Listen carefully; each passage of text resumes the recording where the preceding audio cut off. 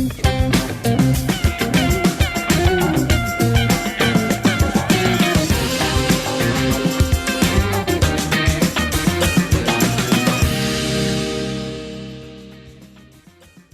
you're watching Consider This. I'm Melissa Idris. With me is Sharad Kutin. If you've just joined us on the show, we're discussing the situation in Myanmar 8 months on from the coup in February. Now, with an added economic and public health crisis, what's in store for post-coup Myanmar? Joining us now is Kyaw, Executive Director of the Burma Human Rights Network and spokesperson for the Myanmar Muslim Multi-Ethnic Consultative Committee.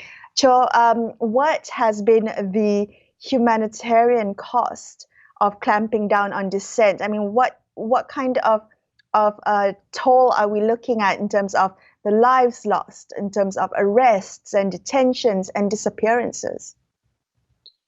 Well, thanks for having me here today. I think it is, if I tell you in one word, it is terrible, because you see that young people who did the protest peacefully on the street, they've been killed, butchered by the snipers. The military deployed snipers and killed them, and also they used all kinds of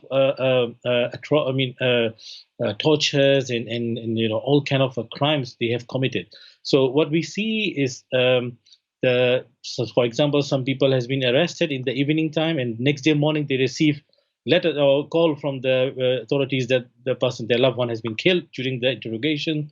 And some people, they look at their bodies. It was terrible. They look like, the way they have tortured it's like they don't have any humanity. I think they have lost everything. So there's really cruelty is, beyond the limit the military is committing in Burma now. So we have been monitoring on the situation along, since the situation is happening. We have now we learned that nearly 1,500 people has been killed so far. Okay. Sure. We understand that in tabling the Burma Act in the US, the American government is committed to, among many things, to investigating the claims of genocide in the Rakhine Rohingya issue. Do you see that in the conduct of the military over the last 8 months, is there a case for alleging crimes against humanity, against the junta in its post-coup dealings with the civilian population? If I tell you this, we have recently we published on 28th July a report conducted by a very senior legal expert, and we come to the conclusion that Burma has, the Burmese military has committed crime against humanity. Is a very clear evidence we have, and we have been thousands of evidences, that. And if you talk about evidences, that there are overwhelmingly, evidence we have that to prove the Burmese military is committing crime against humanity. But don't forget that the same military, this is the same military that committed genocide against Rohingya in 2017, according to UN fact-finding mission. So we strongly welcome the Burma Act 2021. This is very timely things, and it is very important to do something such a thing. But importantly, regarding sanction, we strongly suggest international community must impose on energy sector, oil and gas, Myanmar oil and gas enterprise. This is the one of the most money-making enterprise for Burmese military. So this right. Must be targeted. Kyaw, can I just ask you, I mean, on that note of international intervention, I'm just wondering, what do you think might help with the break this current situation in Burma? We just heard Debbie Stoddard before the break, and she seems to think that perhaps it might be an internal coup within the military that might bring down the junta. But what do you think? Do you think that this might be resolved through international intervention? I mean, what we see is, you see that they are day by day, every day, the military, from the military side, they are joining the PDF, the NUG government, the arms group and EAOs. So there are many, nearly more than 2,000. We heard is more than 1,000, something like that. So we think that if we continue gradually, there will be, they are losing manpower, and international community right now immediately need to do is recognize the NUG government. This is the government the people democratically elected, and they win the election, and all people in Burma supported.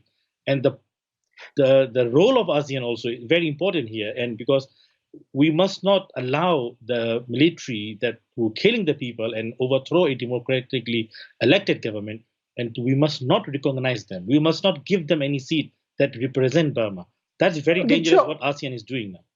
Right, sure. I want to ask you, since you're the spokesperson also for the Myanmar Muslim Multi-Ethnic Consultative Committee, about some sort of the deep ironies of this coup, which is it seems to have made some segments of Burmese society recognize the disservice or the oppression that they have wrought on their Muslim citizens. What is the sentiment on the ground now, especially with regard to the Muslim community? Well, you see, the anti-Muslim ideology is or not only anti-Muslim ideology, it is about religious-based ethno-nationalism is very strong in Burma. And this is the idea which all the minorities is facing atrocities. And this is the idea the military has taken free right to oppress minorities and to concrete their power. So we have to deal with the very root cause. Religious-based ethno-nationalism is one of the root cause all the problem in Burma. So it is not only the Muslim angle we cannot look at it, because we have to look at it full picture. All the Christian minorities, Buddhist minorities, and other Buddhist minorities, and Hindus and Muslims, they're all facing problems and difficulties and atrocities because of this man-made mindset. We have to deal with this first. This is the ideology which is, they're very dangerous and toxic. Right. Thank you so much for joining us on the show. Oh, sure. Yes. What we have seen is on the ground is after the coup happened, people come closer to each other. We don't have any barrier like religion or race. All we see is we have only one enemy. This is a military. This is the enemy of the people. We have to take them down. Otherwise, we cannot continue our life under this ruthless and cruel regime.